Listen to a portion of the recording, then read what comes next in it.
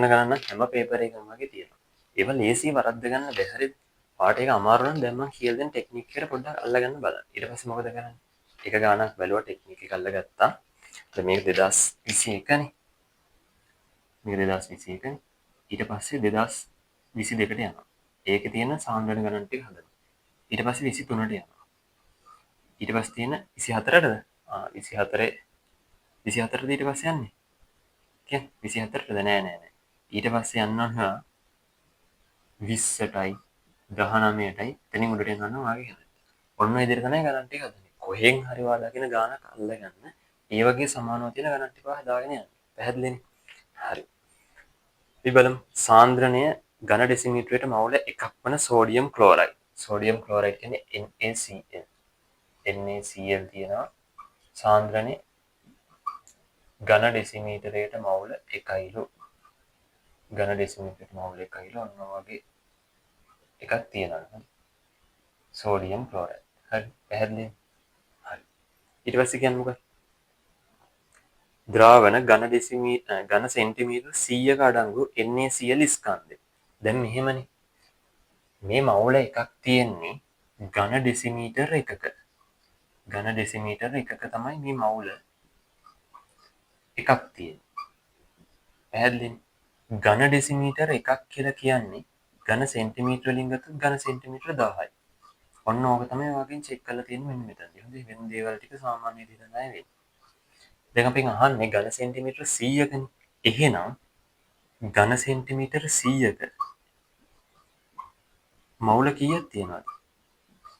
මෙන්න මේ එක බෙදනවා කියන්න 10යි. ඒ 10න් බෙදේ. ඒ 100 එක 10ක් 1000ක් වෙන්නේ. මේ තියෙන 1000කනේ මෙතන හරියට කිව්වොත් ඝන ඩෙසිමීටර එකක් කියන්නේ ඝන සෙන්ටිමීටර 1000න්නේ.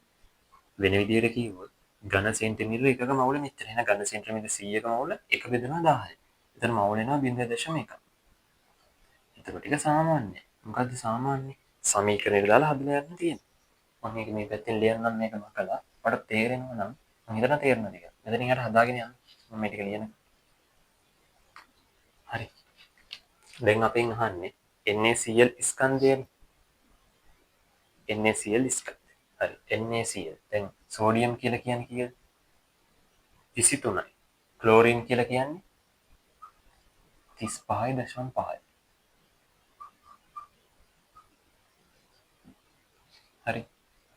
58.5ක් එනවා සාපේක්ෂ අණුක ස්කන්ධය. සාපේක්ෂ අණුක ස්කන්ධය. මෙන්න මේකනේ සමීකරණය. මවුල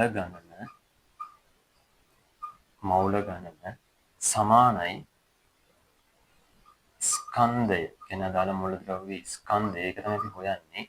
බෙදීම සාපේක්ෂ අණුක ස්කන්ධය. පරමාණුක් නම් සාපේක්ෂ පරමාණුක ස්කන්ධය. හරිනේ. මවුල ගන්න කීයද? 0.1.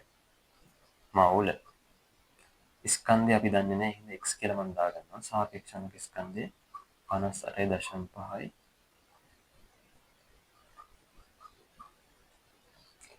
මවුලයට ග්‍රෑම්. හරි. ඊට පස්සේ මෙතරින් නම් 58.5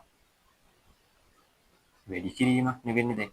මේ x තනි කළා මේක මේ පැත්තට යනවා. ඒක වැඩි කරනවා 0.1යි මවුල වලින්. මවුල වලට මවුල කැපිලා යනවා.